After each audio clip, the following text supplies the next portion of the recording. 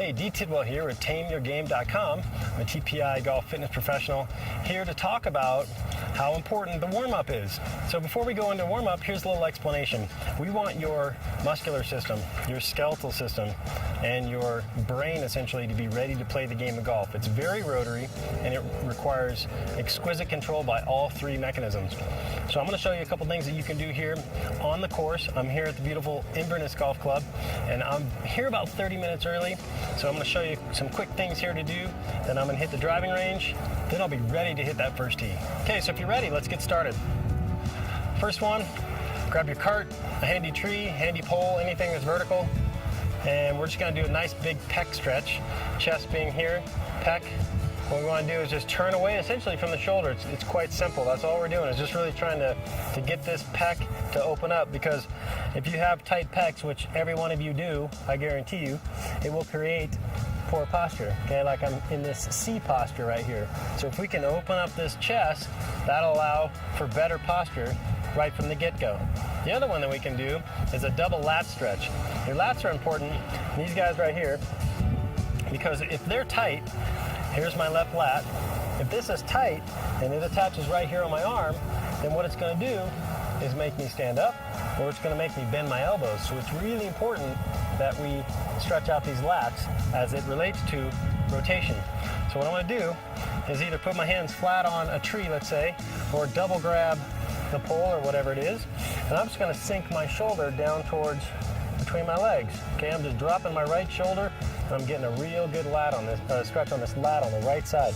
So hold that down there for about 20 seconds. I can even pull away.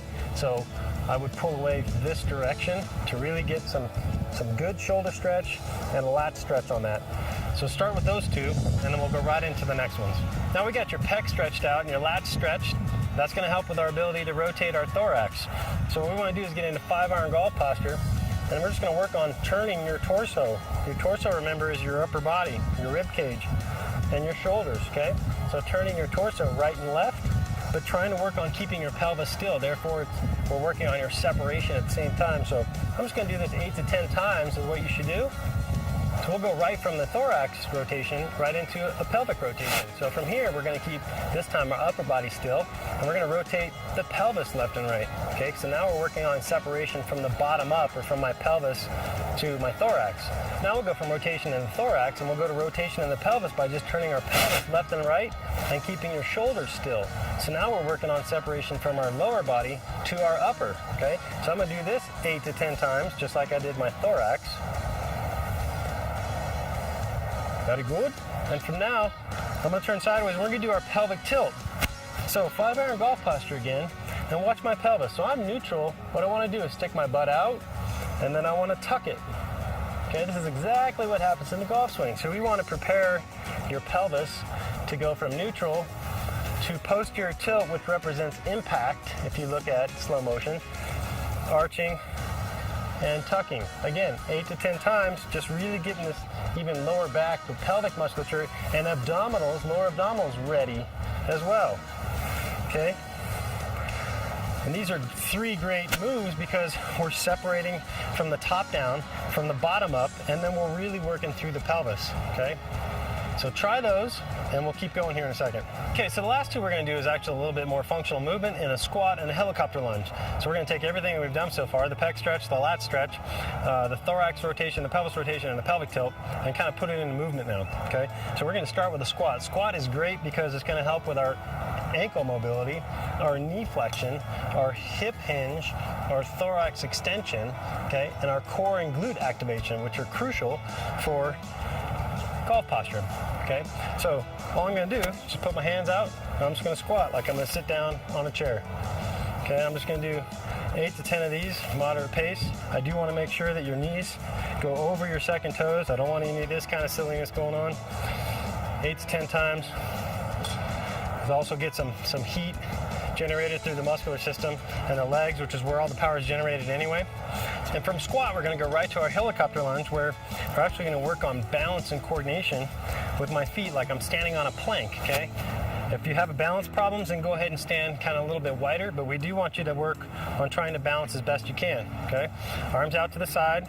And if you need to, you can go arms crossed on this too.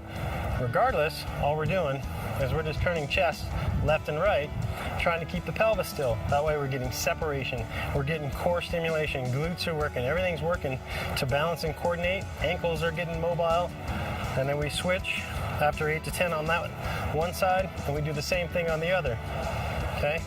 Really working that torso. Just don't do this, right? If I move my arms, my chest isn't moving. We need to turn that chest, okay? And so to review, what we've done today, we've done a torso rotation, a pelvis rotation, we've done a pelvic tilt, we've done a squat, we've done a helicopter lunge, and then we started it with a good chest and lat stretch to allow for those things to happen. So I encourage you to go ahead and go through and do these every time before you practice and play.